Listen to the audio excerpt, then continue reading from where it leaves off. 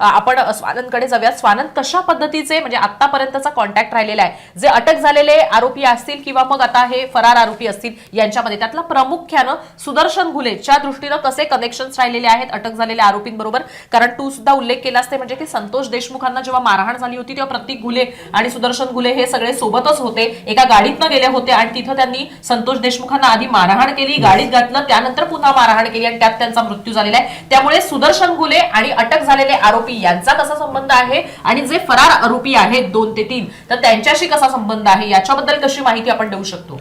जर पाहिलं तर हर्षदा, सुदर्शन घुले, प्रतीक घुले आणि अशोक घुले हे पूर्ण एकाच गावचे आहेत. सुदर्शन घुले आणि प्रतीक घुले हे एकदम मित्र असल्याचं आपल्याला माहिती मिळते. जर आपण प्रतीक घुलेचं फेसबुक प्रोफाईल पाहिलं तर त्यावर त्याची 9 तारखेला म्हणजे ज्या दिवशी संतोष देशमुख यांचं अपहरण होऊन हत्या झाली त्या दिवशी प्रतीक घुलेची एक फेसबुक पोस्ट आहे. त्यामध्ये त्यांनी सुदर्शन घुलेचा फोटो देखील पोस्ट केला आहे आणि त्याच्यावर त्याचं कॅप्शन आहे, नाव खराब केल्याने नाव संपत नसतं, बाप हा बापच असतो. अशा पद्धतीची प्रतीक घुलेची पोस्ट आहे आणि खाली सुदर्शन घुलेचा फोनवर बोलतानाचा फोटो आहे. ही ज्या दिवशी संतोष देशमुख यांची अपहरण करून हत्या झाली त्या दिवशीची ही पोस्ट आहे आणि त्याच्यावर विरोधकांचा बाप असं देखील त्यांनी म्हटलेलं आहे. म्हणजे प्रतीक घुले आणि सुदर्शन घुले हे मित्र होते. तसेच त्यांचे दुसरे आणखी फोटो आहेत. जर आपण दुसरा एक फोटो बघितला तर वाल्मिक कराड यांना पुष्पगुच्छ देतानाचा फोटो आहे, जे की वाल्मिक कराड आता हे खंडणीच्या गुन्ह्यात काल पोलिसांना शरण झालेत. त्यांना केज न्यायालयानं त्यांना 14 दिवसांची पोलीस कोठडी सुनावली आहे. त्यांच्यासोबत पुष्पगुच्छ देताना सुदर्शन घुले आणि प्रतीक घुले यांचा फोटो आहे.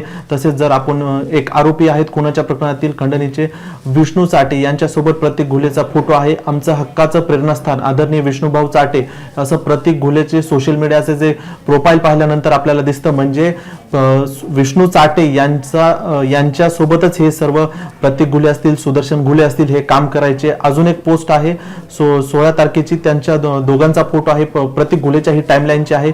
वहम में मत रहो, सारा खेल तुम्हारा है, ऐसी बाजी पलटेंगे ना समझ भी नहीं पाओगे कब क्या हुआ, असं 3333 असं त्यांनी हॅशटॅग वापरलाय आणि टाकलाय.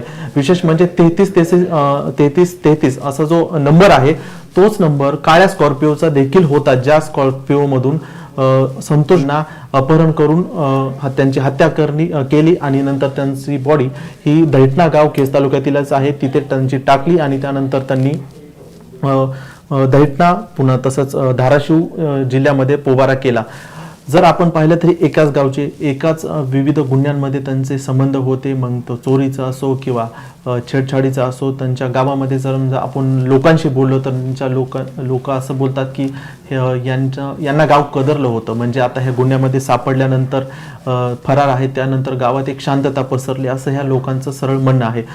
प्रामुख्याने मला जर सांगायचं झालं तर विष्णू चाटे जे आरोपी आहेत खून प्रकरणातील ते अटकेत आहेत त्यांचं हे मार्गदर्शक होते. म्हणजे विष्णू चाटे हे प्रतीक घुले आणि सुदर्शन घुलेचे मार्गदर्शक होते. त्यांच्या फेसबुक पोस्टमधून दिसतं. तसेच त्यांचा वाल्मिक कराड यांच्यासोबतचा फोटो देखील पुष्पगुच्छ देतानाचा व्हायरल होत आहे. हर्षदा, म्हणजे हे कुठेतरी सगळे क्लोज एड आहेत एकमेकांचे, हे एक सर्कल आहे असंच दिसून येतं सध्या तरी. तू काही महत्त्वाचे उल्लेख केलेले आहेस पण पुन्हा एकदा आपण जर त्या पोस्ट पाहिल्या म्हणजे त्या पोस्ट आपण प्रेक्षकांना दाखवणारच आहोत पण त्या पोस्ट वाचत असताना काही गोष्टी कॉमन आहेत ज्या आपण सांगितल्या पाहिजेत. पुन्हा एकदा प्रतीक घुले हा अटक झालेला आहे संतोष देशमुख हत्या प्रकरणामध्ये. त्याची पोस्ट आहे जसं स्वानंद म्हटलं त्याप्रमाणे 9 डिसेंबरची पोस्ट आहे. 9 डिसेंबर ही तीच तारीख आहे ज्या दिवशी संतोष देशमुख यांचं अपहरण आणि हत्या झाली होती. प्रतीक घुलेला ताब्यात घेण्यात आलेला आहे. त्यात असं लिहिलंय, नाव खराब केल्यानं नाव संपत नसते भुरट्या, बाप हा बापच असतो. सुदर्शन भैया घुले हॅशटॅग करून केलेला आहे 3333 म्हणजे 4 times 3 4 वेळा 3 असं लिहिलेलं आहे आणि विरोधकांचा बाप हॅशटॅग. मला यात ऍडिशनल माहिती सांगायची, प्रतीक घुलेचं जे प्रोफाईल पिक्चर आहे ते वाल्मिक कराड यांचा फोनवर बोलतानाचा फोटो आहे. वाल्मिक कराड हे खंडणीच्या गुन्ह्यामध्ये पोलिसांना शरण आलेत आणि त्यांना काल पोलिसांनी न्यायालयानं पोलीस कोठडी सुनावली आहे. म्हणजे प्रतीक घुले यांचे जे डीपीला फोटो पाहिला तर वाल्मिक कराड यांचा आहे. या पूर्ण परिस्थितीमध्ये एक उल्लेख करायला हवा ते म्हणजे की सातत्यानं जेव्हा जेव्हा आरोप होतो आहे तेव्हा असं सुद्धा म्हटलं जात आहे की वाल्मिक कराडच्या कसे कनेक्टेड आहेत, कसे जवळचे हे लोक आहेत असा उल्लेख करण्यात येतो आहे. आणि जेव्हा जेव्हा अशी मागणी करण्यात आली की वाल्मिक कराडवर सुद्धा खुनाचा गुन्हा दाखल व्हायला हवा, तेव्हा तेव्हा हे जे अटक झालेले आरोपी आहेत किंवा हे जे फरार आरोपी आहेत त्यांचा वाल्मिक कराडशी असलेला संबंध याच्यावर बोट ठेवून कशा पद्धतीने हे वाल्मिक कराडच्यासाठी काम करतात हे सांगून कुठेतरी वाल्मिक कराडवर खुनाचा गुन्हा दाखल व्हायला हवा असं म्हटलं गेलेलं आहे. आकांचा आका असं म्हणत कुठेतरी वाल्मिक कराड यांचा उल्लेख सातत्यानं सुरेश धस यांच्याकडनं करण्यात आलेला आहे. हा एक महत्त्वाचा मुद्दा. जसं मी म्हटलं त्याप्रमाणे अटक झालेला प्रतीक घुले याची आपण एक पहिली पोस्ट सांगितलेली आहे. त्यानंतरची आणखीन एक पोस्ट आहे ती वाल्मिक अण्णा कराड यांच्या बरोबर आहे.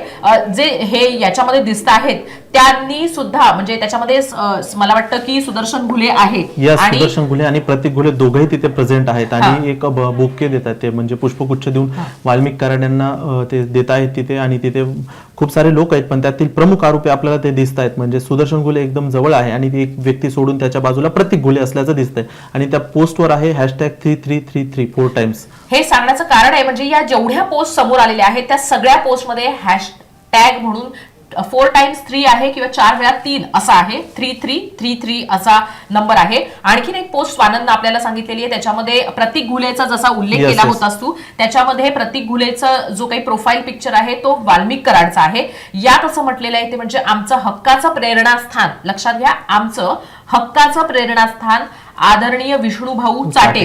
विष्णू चाटे हा चौथा आरोपी आहे ज्याला अटक झाली होती. विष्णू चाटेच्या अटकेनंतर कोणालाही अद्याप पावे तो अटक झालेली नाहीये. कालच्या दिवसामध्ये वाल्मिक कराडनं शरण आलेला आहे पण विष्णू चाटे अटक झाल्यानंतर विष्णू चाटेला ज्या नाट्यमय पद्धतीनं पोलिसांनी अटक केलेलं आहे त्याच्या साधारण दीड ते 2 आठवड्यानंतर काल वाल्मिक कराड हा शरण आलेला आहे. हा तुला काहीतरी बोलायचं आहे? जर आपण पाहिलं तर विष्णू चाटे हे केस मध्ये अजित पवारांच्या राष्ट्रवादीचे तालुका अध्यक्ष राहिलेले आहेत आणि केसमध्ये पूर्ण अशा पद्धतीच्या ज्या गोष्टी होतात तेव्हा त्यांचा दुजोरा होता काय असंच दिसून येते. कारण की ह्या फेसबुक पोस्ट पाहिल्यानंतर सुदर्शन घुले असतील, प्रतीक घुले असतील हे विष्णू चाटे यांच्या सोबत काम करायचे. तसेच केसमध्ये विविध ठिकाणी जे काही वाईन मिल्स येत आहेत तेव्हा ते खंडणीचे प्रकार होत होते असं तपासातून पण समोर येईल असे आरोप सुद्धा आता होत आहेत. म्हणजे धनंजय देशमुख यांनी पण तशा पद्धतीची माहिती आपल्याला दिली. हा एक फोटो जो आहे समोर आलेला जो आता आपण म्हणजे सांगितला त्याच्यामध्ये असं लिहिलं आहे की आमचं हक्काचं प्रेरणास्थान. ह्याच्यामधले हे जे 2 व्यक्ती आहेत ते नेमके कोण आहेत? हा प्रतीक घुले आणि विष्णू चाटे आहेत. प्रतीक घुले सुदर्शन घुलेचाच गावातीलच मित्र आहे आणि या गुन्ह्यात त्याला अटक झाली आहे. आपण जर स्क्रीनवर पाहत असेल तर आमचं हक्काचं प्रेरणास्थान आदरणीय विष्णूभाऊ चाटे हा प्रतीक घुले आणि विष्णू चाटे हे दोघंही सध्या अटकेत आहेत संतोष देशमुख यांच्या हत्या प्रकरणामध्ये. आता मुख्य आरोपी जो आहे तो फरार आहे. यांचा प्रतीकचाच मित्र आहे, त्याच्या गावातीलच आहे सुदर्शन घुले.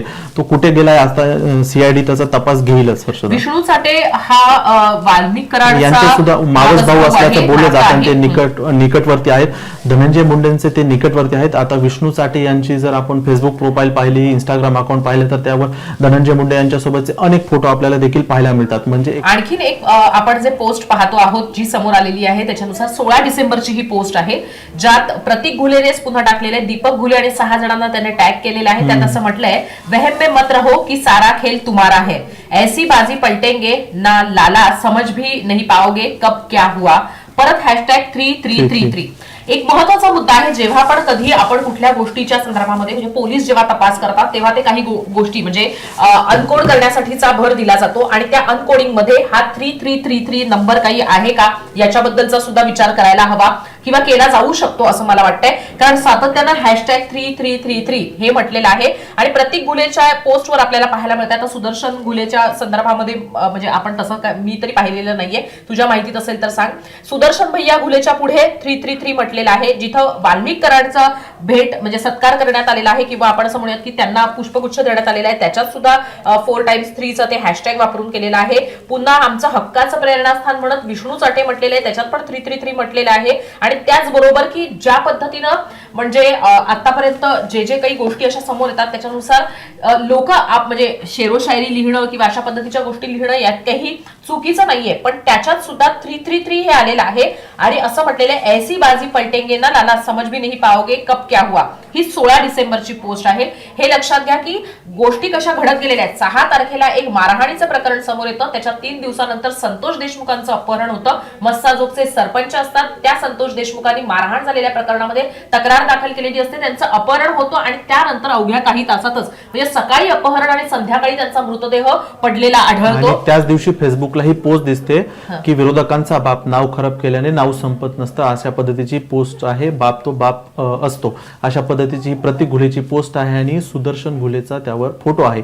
म्हणजे 9 तारखेला ही जी काय हत्या झाली त्या दिवशी ह्या पद्धतीचं त्यांनी फेसबुकला पोस्ट टाकलेली आहे आणि पूर्ण ही हत्या झाल्यानंतरचं फेसबुकवरती आपल्याला पाहायला मिळतंय. हर्षदा, स्वानंद, खरं तर आपण ही पोस्ट, या ज्या पोस्ट दाखवलेल्या आहेत त्याच्यामध्ये 333 हा नंबर सांगितलेला आहे, पण आणखीन पण काही महत्त्वाचे अपडेट्स घडत आहेत. आपण योगेश काशीदकडे जाऊया, पण ते काय आहे ते सुद्धा सांगितलं पाहिजे. ते म्हणजे की मस्साजोग मधल्या तलावामध्ये जलसमाधी आंदोलन करत आहे तिथलं मस्साजोग मधले ग्रामस्थ आणि देशमुखांचे कुटुंबीय. कालच तहसीलदाराकडे जाऊन त्यांनी याबद्दलचं निवेदन दिलं होतं.